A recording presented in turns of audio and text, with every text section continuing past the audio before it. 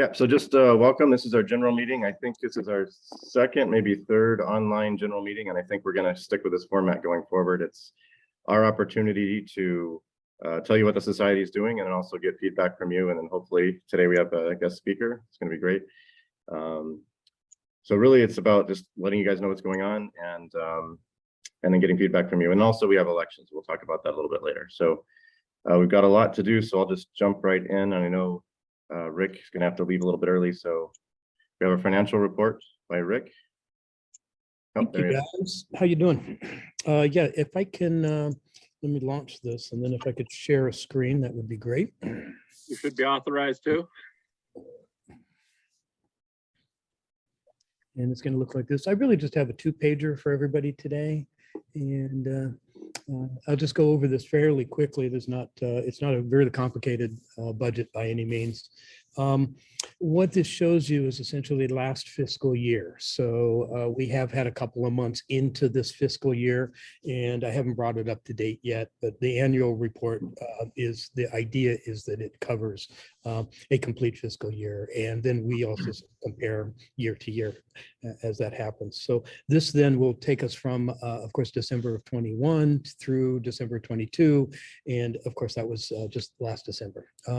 We operated at a loss again. And so I'll have some notes about that in a minute, but you can see our income and expenses over income. And so our ending fund balances of all accounts and everything at the end of the fiscal year was the $15,064.69. So that's all basically money in our bank. I'm going to talk a little bit about fund balances again, and we always talk about this in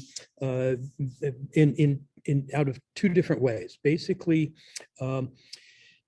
the way we can legally operate is we can use that $15,000 for anything we want, right? So we have no government or legal restrictions as long as we're operating under the charter of our 401k, I mean our 501c. And so what we do though is we self-impose essentially funds that are sort of intended for special purposes. And you see the main one we've been kind of had on the books for years is the Kara Ambrester Memorial Fund. It now stands at $6,470, as you can see. We did some fundraising as we were getting ready for the Fuchs project, and that number is up to $1,370. And actually, I'll have to have a conversation with Greg after this to make sure that I've captured everything that goes into the Fuchs Fund. But remember, this was a special project that we started fundraising for just before COVID. And it includes, it's not enough to do this, but it includes essentially doing some research back at the National Archives in DC, and they closed. So essentially this fund was collected, the project still remains in our long-term plan, but we just didn't do anything with it. And so there it is. And it's the unrestricted part is the amount of funds that we have that is just for our general operating. That pays the postage stamps, it pays our internet fees, it pays for our internet services, a handful of insurances, and all of those kinds of things that is just operating to be an organization. And so this shows you essentially the status of where we were in December. Now I'll just kind of just show you a couple of notes about sort of some of what this means. Here's some notes for that FY. So we continue to operate on a year-to-year loss, and that's actually not good. So I'm going to start with the bad news. So we indeed, you saw from that last sheet, we lost about almost $17,000 of more expenses than we have revenue. But that's actually better than the year before, which was about, let's see if I got the note here. It was more like about $3,400. So we've basically cut that in half. Part of that is we've increased our memberships. So and that what that means is that we show an increase in our general operating revenue. In fact, year to year in that unrestricted fund, we've grown.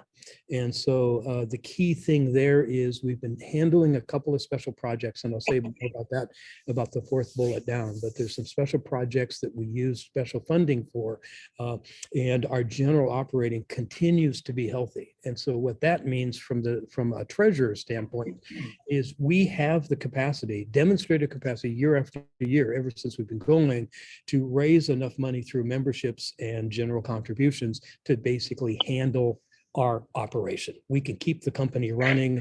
There's nothing threatening us to go under. We can always do that. The trick is how we organize projects and things like that to raise extra funds, special funding, special purpose funding, and how we sort of raise those funds and use that to do special projects. And that's going to be the general tone, I think, of the meeting today.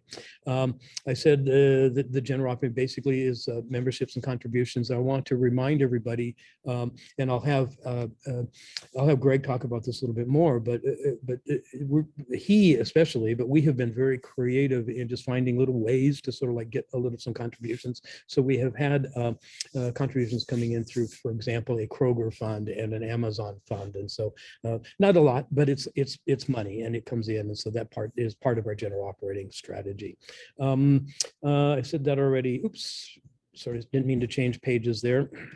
I also wanted to point out is that we actually did increase some computer hardware and software technology in a fairly large way in recent times. And I also wanted to sort of say that we have been able in the past year, and you'll hear more about this, to participate in some important organizational development projects. So those are things that cost hard dollars for us to both participate in workshops and things elsewhere, but also in that we have to keep ahead of technology because some of the projects we're moving into are very technology heavy. Some of the things that you're going to hear about today, especially the survey work we're doing in Canyon of the Ancients, we have to have some pretty sophisticated software to manage the data, to handle it, and to develop those projects. So that's kind of something we've been able to do. And then I'm going to just say this again, is that since COVID, we have not been able to do any on-site workshops, and on-site workshops help us in a couple of ways, many ways. First of all, it re-engages our membership, right? And kind of gets the spirit of what we're doing go together. It gives us a chance to rub elbows with each other. It gives us a chance to sort of like just sort of be with each other and live on that energy. It also earns us a little money for special projects like paper publications and those things like that. We use the workshop money to sort of fund some of those things. And we use those workshops to attract donors. So if you remember the Land and Sky Conference we did, the last one we did, Brian Bates set it up. We had quite a nice little contribution from a Flagstaff area philanthropy organization just in support of that workshop. And we were able to live off of some of those funds and the spin-off of that for a long time. If we don't do the workshops, if we don't do projects that are sexy enough to attract dollars, then we don't get the dollars. And so, kind of, I'll just take us right back to the thing. We can be a general operating organization doing what we do virtually forever. But that's not where we want to be. We actually do want these special projects. We do want to sort of engage in new things, and that will bring opportunities not only to link with other organizations, but also drive, other things. And so that's really the message from your treasurer. We're not in trouble. The trend is not good. The line is straightening out a little bit, and year over year, we'll watch this. The other, I guess, message for the members is we discuss these things every single meeting. So as the board of directors get together, anything that we are wanting to spend money on just goes through a fairly rigorous discovery process within our meetings, and we don't treat this lightly. It's all sort of on the up and up, and these things, all expenses are approved, and how we use funding is approved on a month-to-month basis. So I will sort of entertain questions for just a moment, if that's appropriate, Mr. President. And other than that, I think I will move on. Yeah, I think we have time for just a few quick questions if there's any, since you're going to be leaving and they won't be able to answer it. And let me explain that. I'm at ASU, and it just so happens one of our gigantic events of the year is happening at 1 o'clock this afternoon. So I can see people are actually already starting to show up and get prepared and get ready. And so just a problem of timing. I'm going to have to just put my head over to that event here in a minute, but I did want to sort of deliver this report and talk to everybody and say hello. So. Okay. Arizona State University. Well, I don't see any questions, so I have thank a you. quick question and a comment. Hi, Chris. Rick, Thank Did you say, and these are, I'm sorry, these are both mentioned, both comments on what you were talking about, not finances in particular. But did you mention that the archives in DC were closed? National Anthropological Archives, Yeah, it was not the National basically- Archives. Oh, okay, It was that, and it was a function of COVID, right? A lot of those services okay.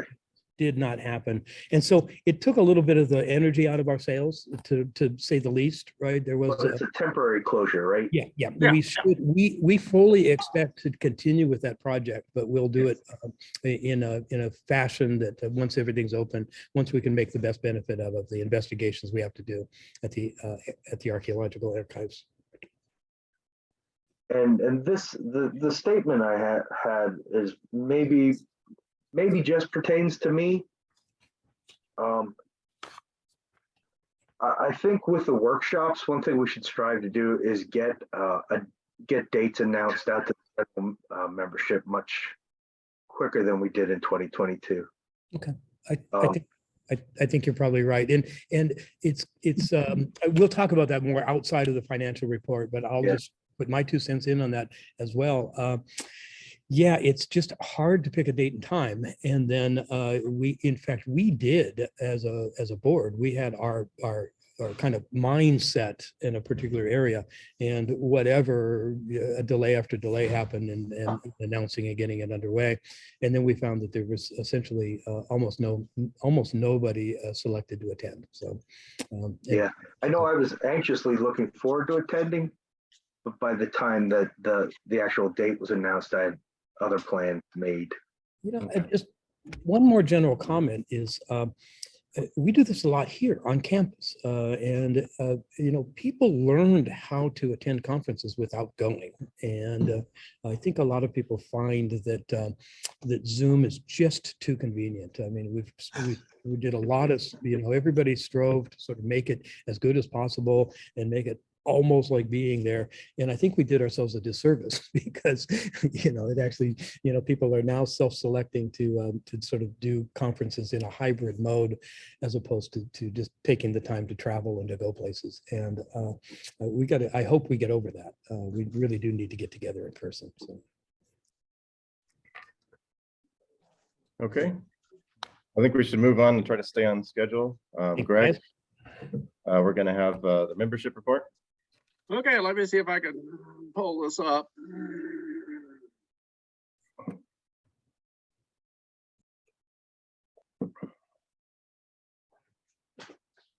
Hang on. Lego, stop it.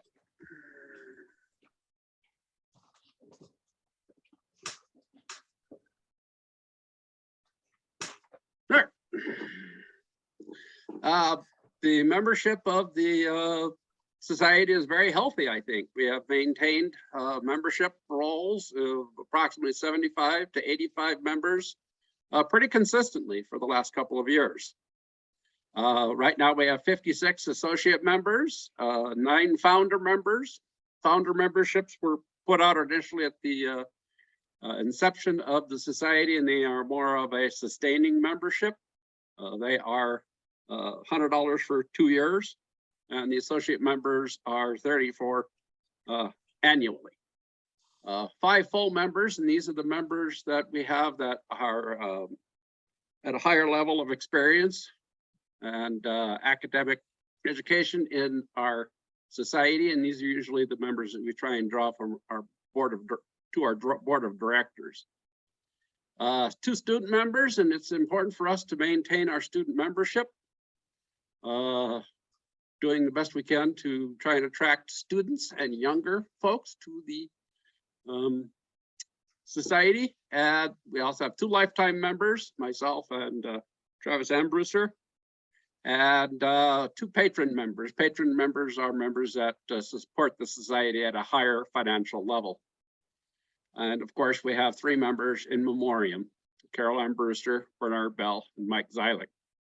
They will always be remembered, and one day we're all going to end up on the in memoriam page. The membership dues have been right now where everybody's current, as far as I can tell. And so we want to try and maintain that. One of the issues I've noticed in some membership renewals is that we have a system for automatic credit card payment. And when the credit cards change, when your credit card, either your code on the back or it goes to New Year, the system won't recognize the credit card, so it gets rejected. And so if we could, as we get our new credit cards, go into the account and update your credit card information, which will make the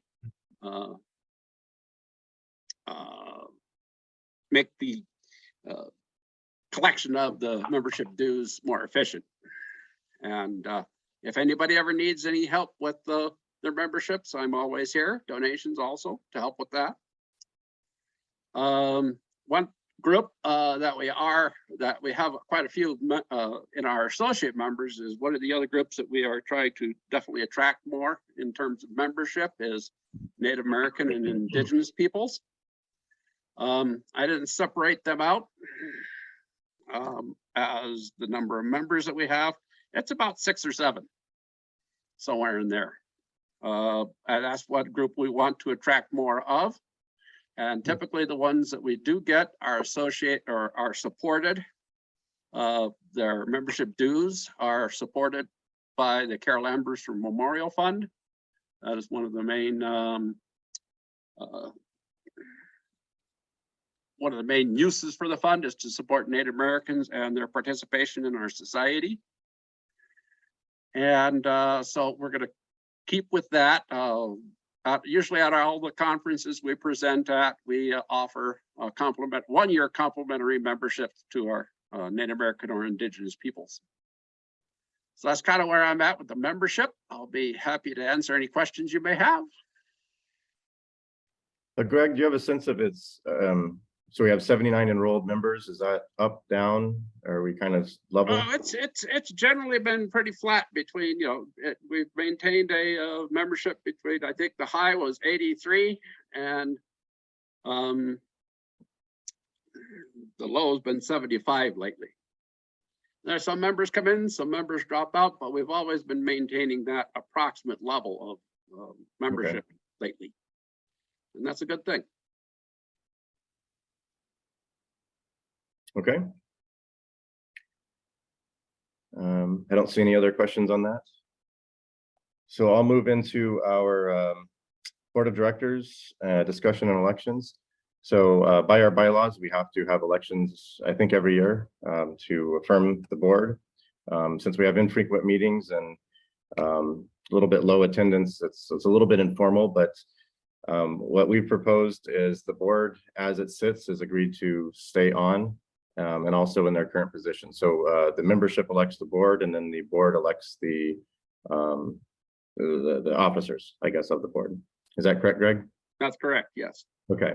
So I'd like to say that we're also a working board, and so we need as much help as we can get. So anybody who's interested in joining the board, please let us know, and we can talk about that, or just helping us out in any capacity. We have Chris Laser, does a wonderful job with our journal club, not on the board. And then Seven runs the newsletter, also not on the board. So there's plenty of work to do. You don't necessarily have to be on the board, but if you have any interest, just let us know, and we'll talk to you about that. So in terms of the elections, what I propose that we do is I will I'll make sure everybody knows who we are. So you know who you're voting for, and then I'll just open it for a yay nay vote, and then we'll go from there. So the current board as it sits is we have Greg Munson, myself, Kristen Browski, who's the serving president. We have excuse me, Karen Nierman, Rick Ailing, who's serving as the treasurer, Ray Williamson, is serving as our secretary, and then Brian Bates, who's the vice president, and then we have Jason Cordova. I don't think I missed anybody. So like I said, we've agreed to stay on, keep doing what we're doing, and stay in our current position. So do I have a motion to affirm the board? I So will- moved. Pardon? Okay. I think Gordon put the motion forward, and a second. Second the motion? Second. Okay. I'll put Second, Kevin yeah, down. we need non-members, I'm afraid. Yeah, it'd be ideal if it's from the members. I'll second it. Okay. So all those in favor of affirming the board as it sits, say aye. Aye. Aye. All those opposed? Great. So the motion carries, and we will continue to do our best for the society. And like I said, we are a working board. It is a lot of work, and I do apologize. A lot of things are a little late and a little bit behind where we want to be, and it's just a function of just bandwidth that we have. So we can definitely use some help. So please get in touch if you have any interest in helping us at all. Okay, in the interest of time, I'll move on to the social media report. Hi, Karen. All right. Hello, everyone. So a few notes. One of them is that we have a very successful Facebook page. And if you want to join any of these, I'm going to put them in the chat after I'm done chatting. So we're up over, well over, 560 followers on Facebook, and sort of posting regularly various interesting articles, other events from other organizations, as well as our own. And then there is also a group on Facebook as well. It has 80 members, or over 80 members. And what we were hoping was for a place to continue discussions after, say, journal clubs or as things come up. And so far, there's been some posts in there, but not so much discussion. So kind of bringing that up as that is a resource for us. Other places you can find us, Jason has kindly set up both an Instagram and a Twitter. So Instagram, we are at 56 followers, just a few on Twitter, 13 followers. I know Twitter's been through a lot of ups and downs, mostly downs lately. Unfortunately, for that style of social media, I've been following it, and there's not really a good substitute yet. So once something settles down, we'll probably switch to that. But and like I said, I'll put the links in the chat. So join us if you can. And thank you to all who are members there. One And, question I had was a little bit more, how do you think we can get our Facebook followers and members of the group chat more involved? Recently, I put out a fundraiser for on Facebook for donations at winter solstice, and only 2 people donated, myself and my brother Scott. So I'm thinking, how do we actually convert Facebook followers into being more supportive of the society? Anybody got any ideas? Advertise membership. Can do that? Yep. Yeah. One thing too is I generally create events for all of our journal clubs and that kind of thing. And so we have gotten members through that in the past. And another thing I was thinking about was maybe putting some small snippets of articles or information or even pictures from some of our newsletter articles as kind of this is an advertisement of what you could get. So. I think something that the members can do is not just consume what's going up on our social media, but if you share it, it'll just grow. And so if we could actively push, every member can push stuff out, and then that'll increase our footprint.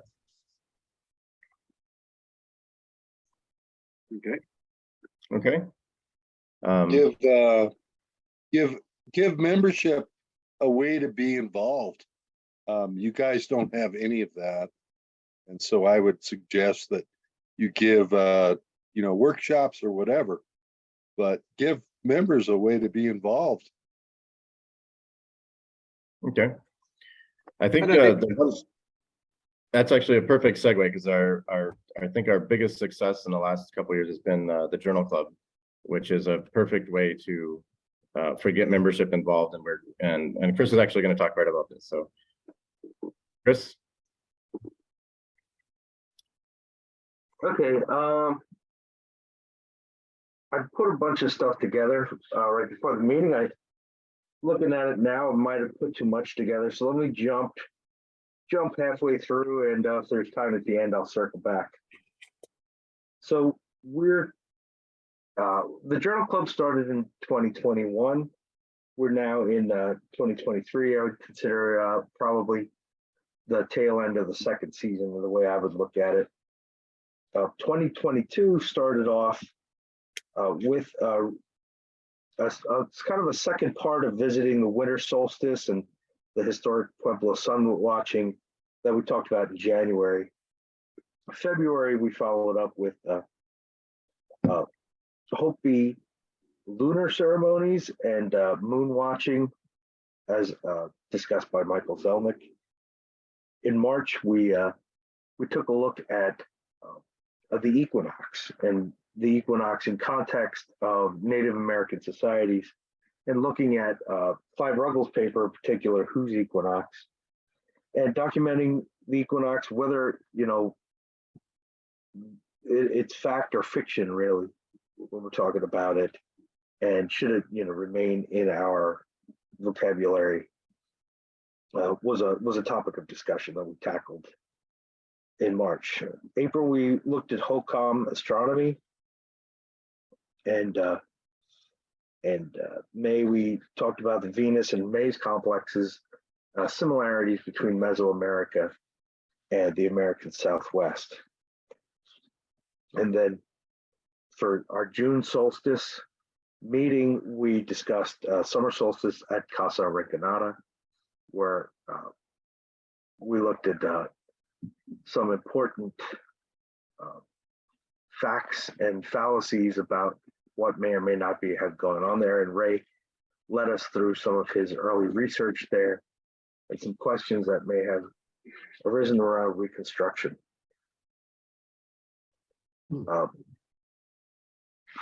In August, Rick actually took over and led the discussion on the Sundagger debate that goes on at Chaco Canyon.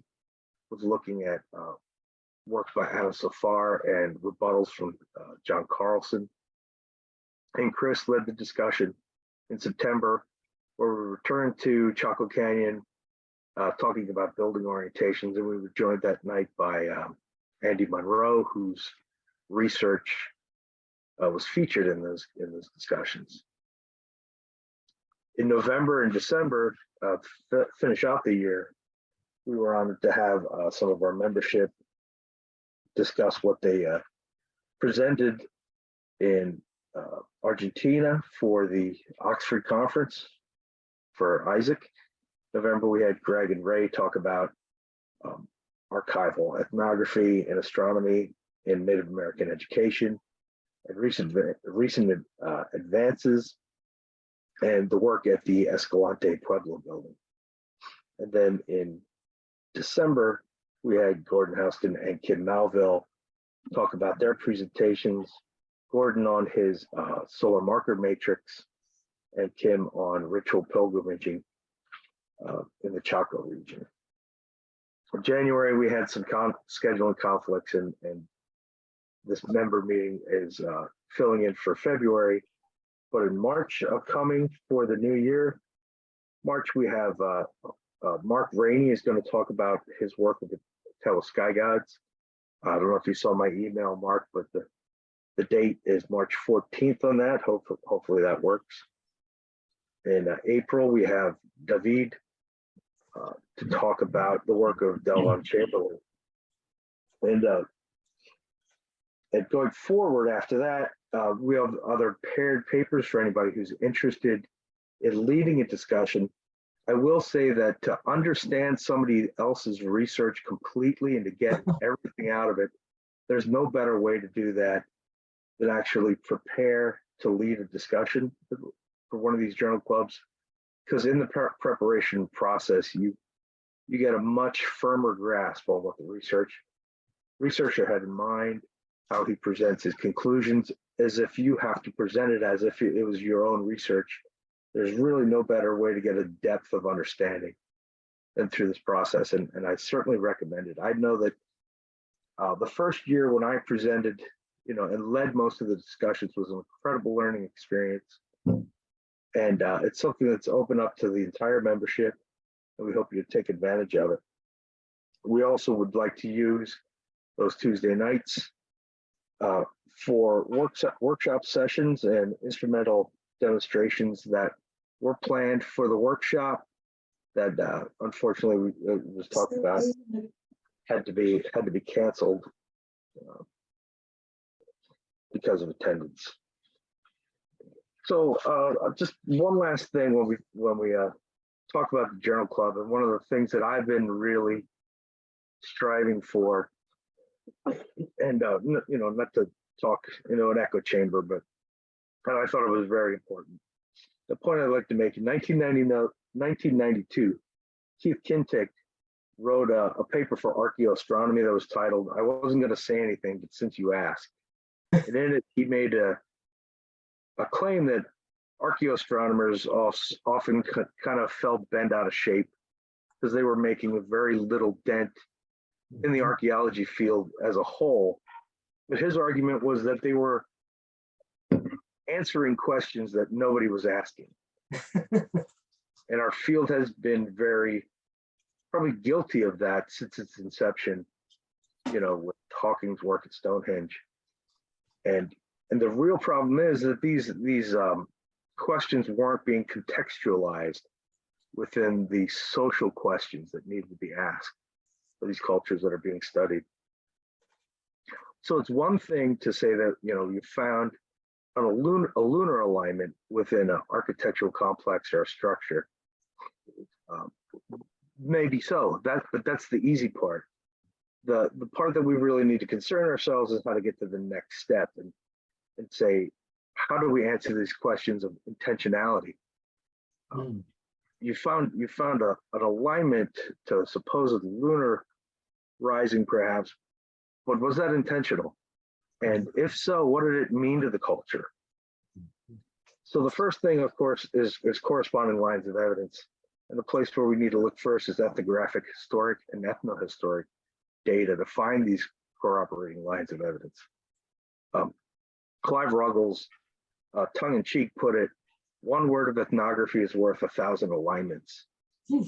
And that may be a little over the top, but it is essentially true. I mean, this is where we find out about intentionality and meaning in answering the social question. But of course, some sites don't have that. Some sites we won't ever have that. So in the absence of that corresponding evidence, what kind of circumstantial evidence can we get from statistical analysis? And we've spent some time in the Journal Club tackling some more difficult papers on statistical analysis, but I chose them for important reasons, because sometimes we don't have we have no ethnographic evidence worldwide for lunar alignments. So then we need to look at the statistics, and when we do that, we just can't pick and choose. We need to constrain our sample data to similar structures or with similar complexes or types that have similar orientations, that were built within a similar time period, and that occur within a relatively confined geographical area. And when we take those in total and we compare them to other structures that may not match that orientation, does the statistical analysis bear out possible intentionality? And in those cases, we can even only hint at intentionality. But it are these kind of things that tried to mark in the Journal Club to get people in their own research to get them thinking along the lines of, is this conclusion that I'm about to offer, does this meet the scientific rigor and meticulous methodological criteria that the field is trying to put forth in general to give ourselves a better reputation and keep ourselves off the History Channel.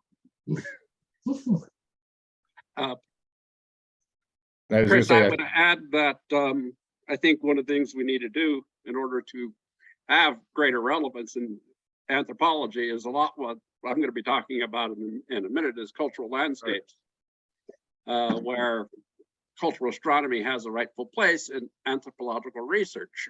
I think one of our issues is that we have in the past been talking to ourselves a little bit too much.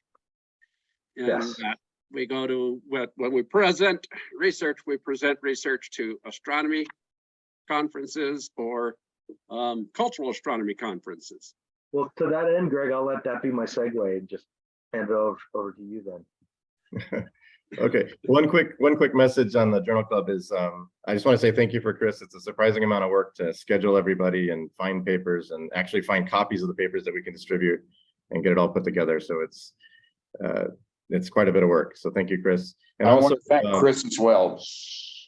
we have all of the Journal Clubs, or most of them at this point, on YouTube. So if you've missed them, or if you want to go back and see the discussion, don't forget that they are on our YouTube channel. So Yes, I did want to mention that we should have mentioned this during our social media part, that we do have a very active YouTube channel, and that is public. Anybody can go watch any of that. You don't have to be a member. And we're posting up as much as I'm posting up as much as I can. Unfortunately, when I'm home in Colorado, my internet connection is not great. And posting videos is a little slow and difficult. So please bear with me while I try and do those. This meeting will be posted up, the presentations. I think it's really important that we get that out more, that we have this amazing resource. And the videos from our 2019 conference have ethnographic content. You know, that's all part of this process. I just posted the link to our YouTube in the chat. Very Thanks, Greg, for keeping that up. Karen, thank you. Chris, you did an excellent job of summarizing what we've done and what we need to do. And I think you're right on track. So thank you. Secondly, the article that you brought up by Kim Kintaj, it's a good one to read. And I suggest that folks pick up this book. Let me find it here. Foundations in Our New World Cultural Astronomy.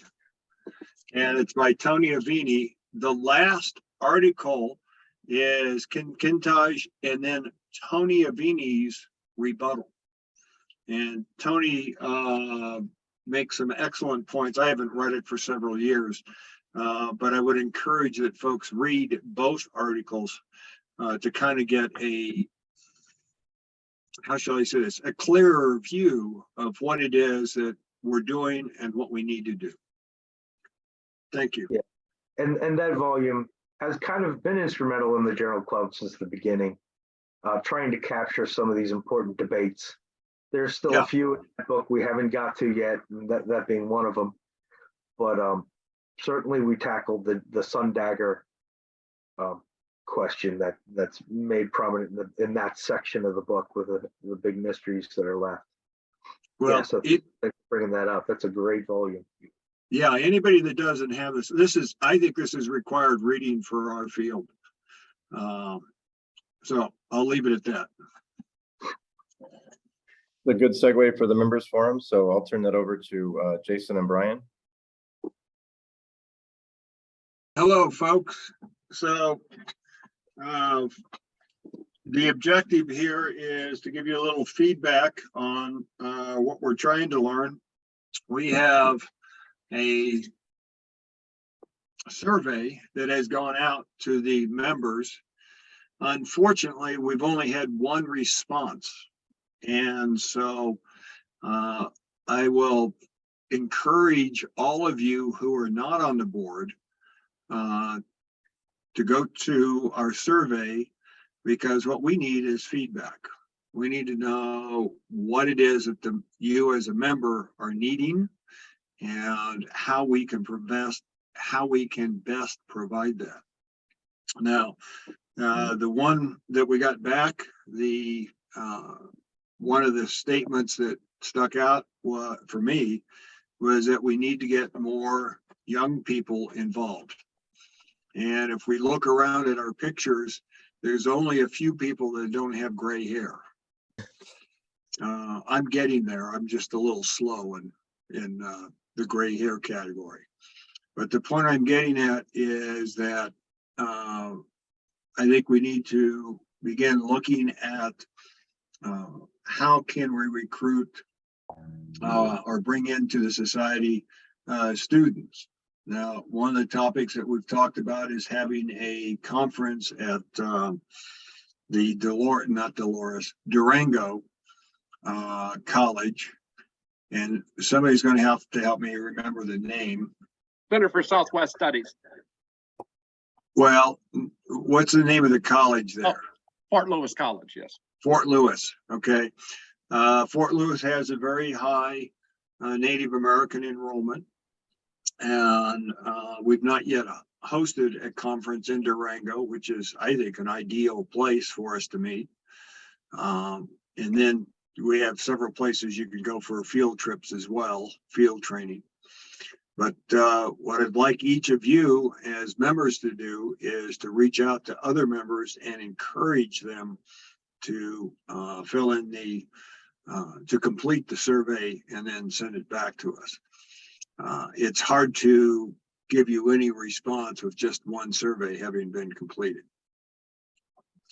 That said, Karen, I'm going to ask you if we can repost that on social media, if you've not already done so. Yeah, Jason posted the link, I know, on Twitter, I believe, recently, and then I had it in our announcement regarding today's meeting, but I can certainly post it again separately as a call. So, Okay, thank you. I'm also teaching a class right now at ASU, Arizona State University, and I'll let my students know. Wonderful. That'd be great. So thank you to you and Jason. And now we'd like to open up the floor and let you all ask questions, share comments. And Jason, if you'll unmute yourself, then he and I can respond as best possible. So comments or concerns from other folks other than the board?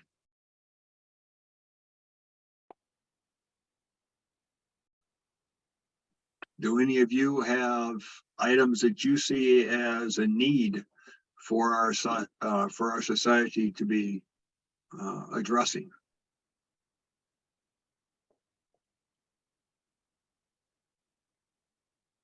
Well, I'll put Kent on the spot. He asked earlier about membership involvement. I think we should talk a little bit more about how we can improve that. Yeah, I'd say that, you've got people out here that probably have more experience than you do, any of you do, in things like GIS, astronomy. I'm an astronomer, and to get your membership more involved, but don't make yourself this exclusive club that can only share information with certain people. Get welcome membership to be actively involved. So that's what I've got to say. Thanks. Do you have a strategy as to how we can do that, Ken? I mean, you said don't be exclusive. I think we've been trying to be more inclusive. But do you have some other ideas that might be helpful?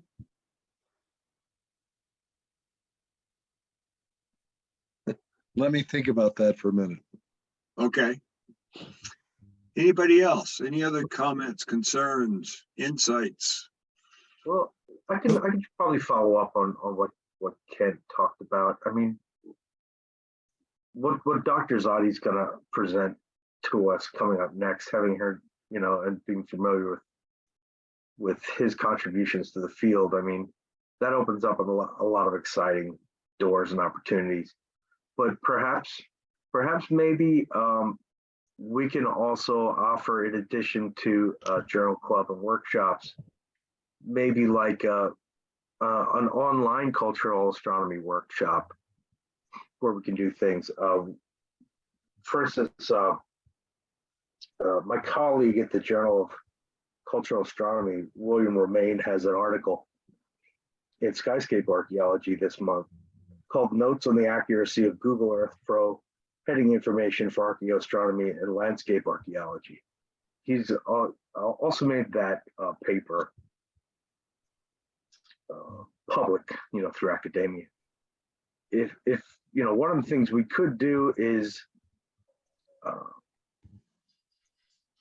using tools like that online in a group setting, like Google Earth and GIS, to maybe pick sites that we couldn't, you know, that outside of what we're able to do, you know, field truthing, or, you know, or in conjunction with that, we could probably put together a, you know, hour and a half, 2 hour online workshop session, maybe twice a year. That might be something that we could throw together without too much involvement. You know, we wouldn't be out with theodolites and getting our boots dirty, but we might be able to use tools that everybody has on their computer to kind of at least virtually get together and get our digital hands dirty instead of just discussing papers or discussing research. Maybe pick something from site and see how that works in a cultural landscape, or in conjunction, you know, with Escalante. You know, maybe use those tools to look at the greater environment. I don't know, just Sign me up. I'd be happy to be involved with that. Okay. Well, I don't know you, Kent, but I can get you my email address. And Chris, if you and Greg want us to run with something like that, or Chris, you'd be a great asset for that. Maybe if we wanted to get together. That'd be great. Yeah, that's exactly what we need to start doing. And with the workshop that we didn't do, we talked about doing it virtually, but I'm kind of liking what you're saying, Chris. It's putting on the workshop, a formal workshop's a lot of work, but maybe like the journal club, it's more of a club. You know, we can all get together and work on GIS. GIS is a good example where there's a steep learning curve, and we're not going to put together a formal class that's going to get everybody where they need to be, but we could all as a group Right, but there are relatively easy tools in Google Earth where we can get azimuths and altitudes, you know, in latitudes and you know, find declinations with these tools, and, you know, compared to Williams' paper on, you know, its accuracy and things like that. Hey, Chris, you had mentioned a paper earlier. Maybe that's a good starting point, and maybe doing that as a one of the journal clubs, and then saying, okay, now that we've looked at this as a journal, as a publication paper, then take it to the steps of how can you use this in your research, you know. And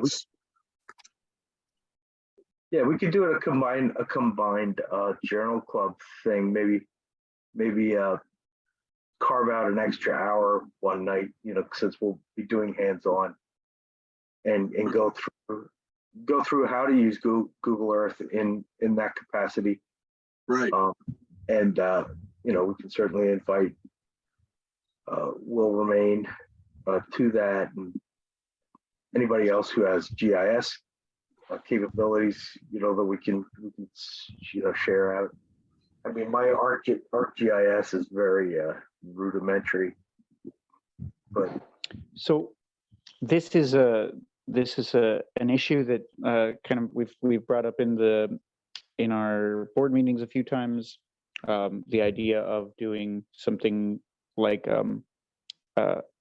a kind of an in-reach sort of thing rather than outreach, where in-reach, we're taking some time to speak to the members and kind of skill share in that regard.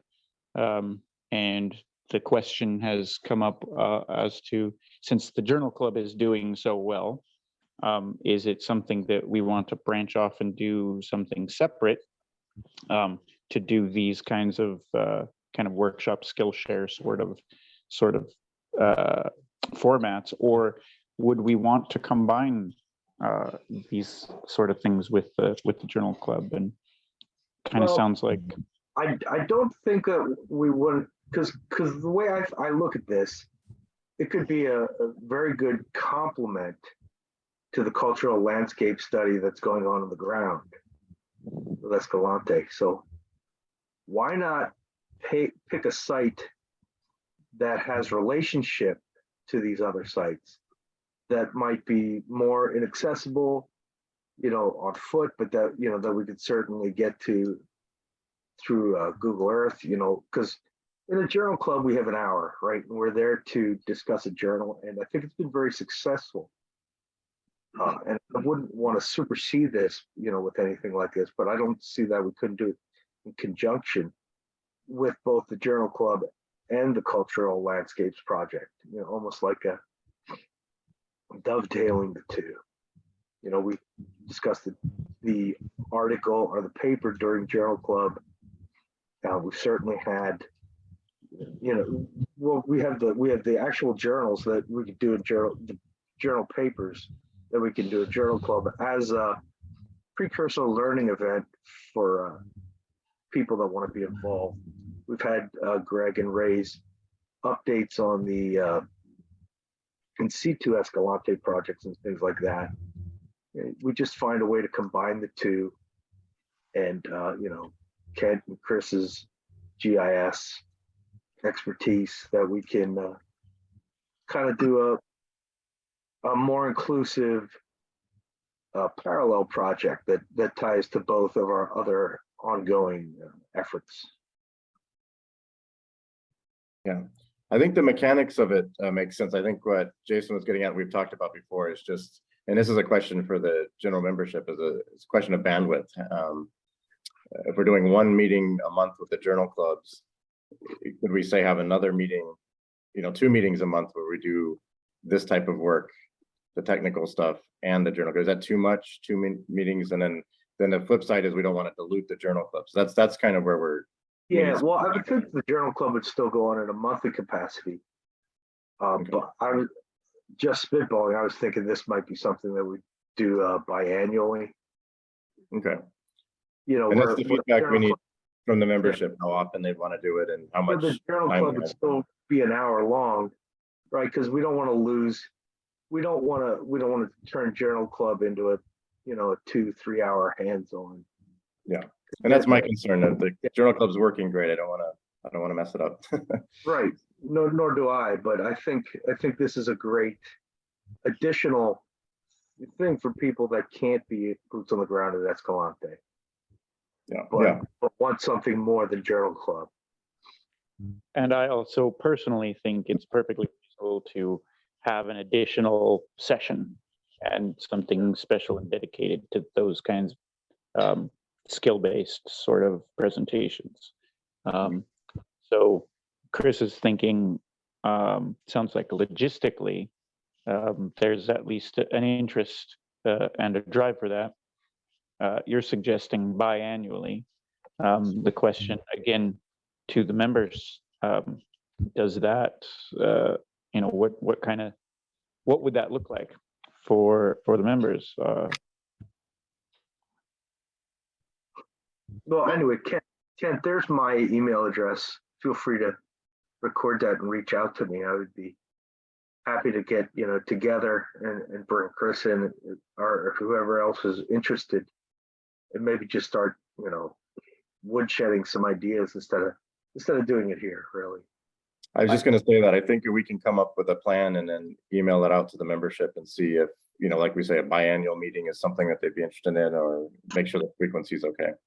Right, because we don't want to lose the journal club or dilute that, nor do we want to take away the excitement of an actual in-person workshop, that we would do, but maybe, straddle. Yeah. I So- think, my feeling is that what we might want to do is go ahead and put together, say 2 or 3 hour-long presentations that are spread over several months, in addition to the Journal Club, and try it out. If it's tightly focused, this particular skills issue, for example, can be the complexity of it can be reduced, is what I'm thinking, and I think it's worth trying it a couple of times to see. I think so. I mean, everybody can get Google Earth Pro for free. Chris gave us a bunch of freeware GIS stuff in the 2017 workshop. We can pick one of those and revisit it and see if we can't, come up with a worthwhile project that everybody can contribute in real time on their own computer, where the outcome could benefit the Cultural Landscapes Project. Right. Yeah, That's there's great. tons of open source stuff. We've got even the LiDAR.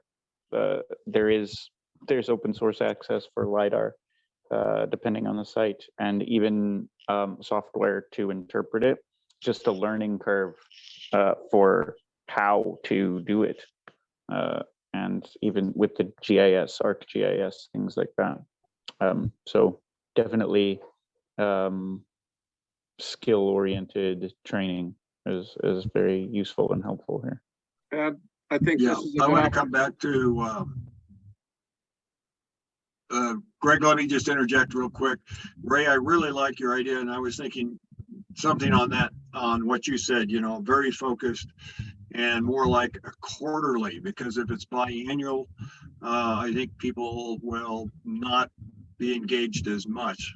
But if they know, okay, on this date, and maybe we pick the cross-quarter dates or something like that, and then I like say, quarterly. do a real focused training, I think would be real helpful. I think this is a really good idea.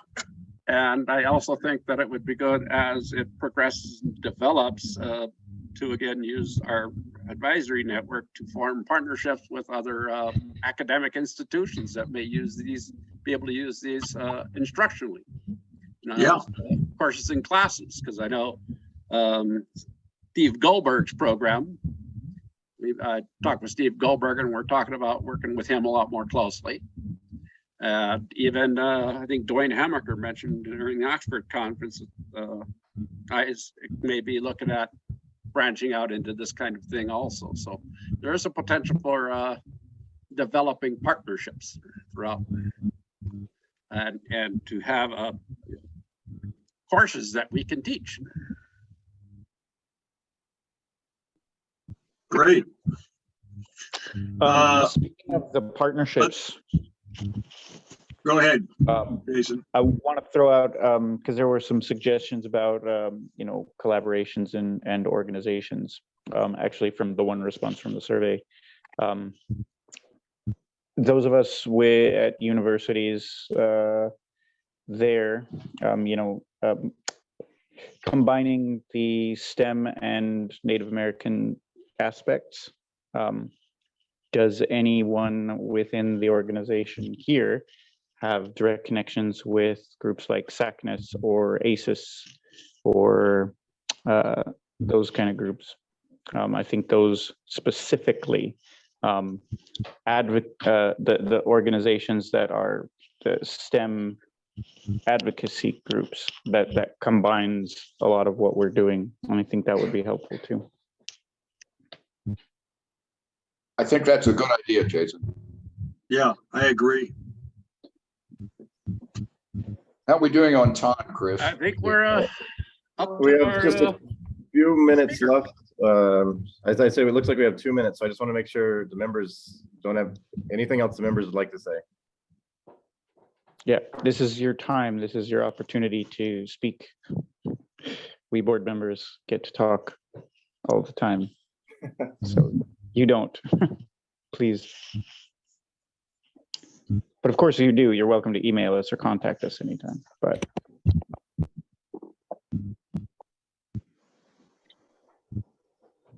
And thank you everybody for coming and sticking it out. I think unless there's anything else anybody has, I think that'll conclude the meeting. Okay. I just want to say thank you to everyone. see you next time, Thank everyone. you. Right. Thank you. Thank you and goodbye. Thank you. Dr. Zadi, thank you so much.